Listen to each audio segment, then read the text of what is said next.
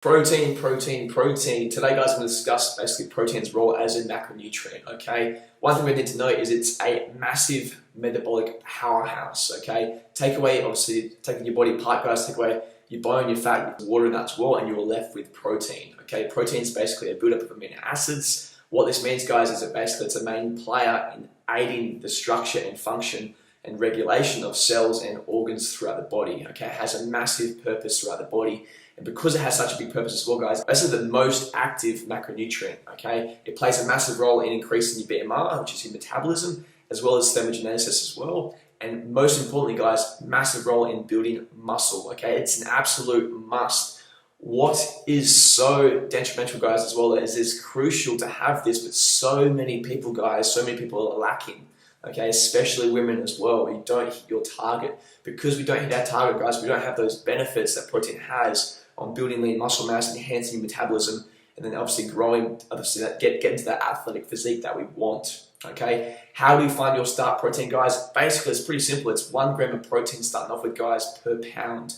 If someone's 80 kilos, that's 176 pounds. This means they're gonna have 176 grams of protein starting off with.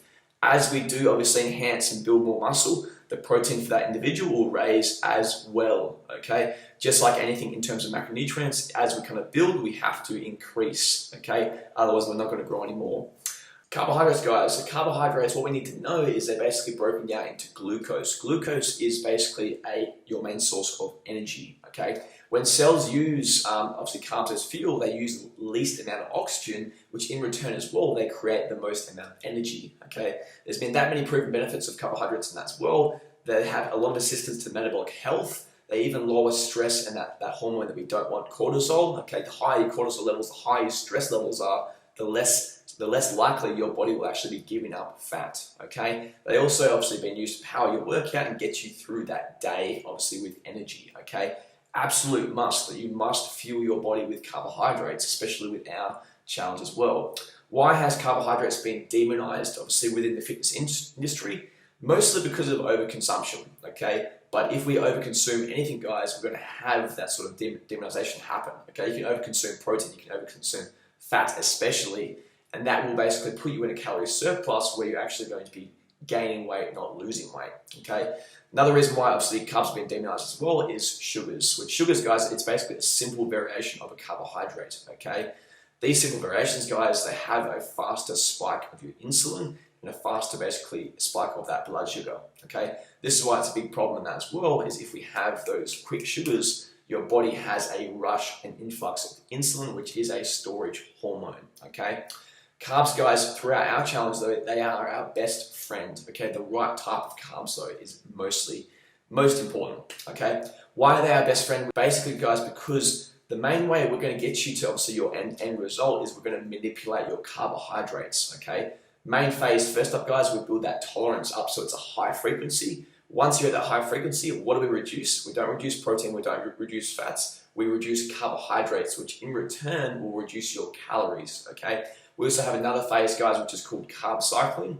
Carb cycling, guys, we basically cycle from high to low carbs to basically shock the body into giving up more body fat, okay?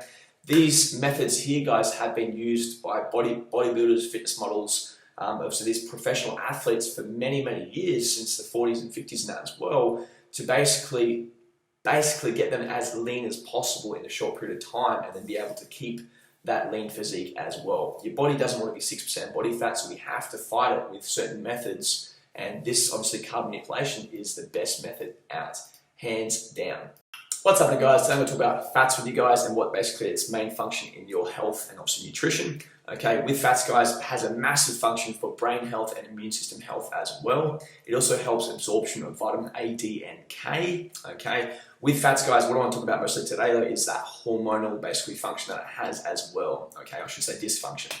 With fats, if you're not hitting your desired, obviously your correct amount, and that's well with your fats. If you're way under, what it has happened, guys, it actually has been seen to down-regulate your metabolism, which will slow the metabolism down, guys, which will actually in return make obviously losing fat a lot harder. Okay, so something you have to be very, very careful with this as well. Okay, fats have been demonized within our society though in the 40s and 50s. Basically, health professionals used to believe that it was fats, and obviously that were the main cause of cardiovascular disease and cancer and that as well. It has been disproven now, though, that it's not the main cause. Still have to be careful with trans fats and saturated fats, but the main cause now is more so your sugars, your artificial sweeteners, and your additives. This is what we have to be really careful about, okay? So fats, guys, not the real culprit. Make sure we do have the correct amount of poly and monounsaturated fats. They're good fats to have, with minimal saturated fats, and try and limit trans fats almost completely, okay?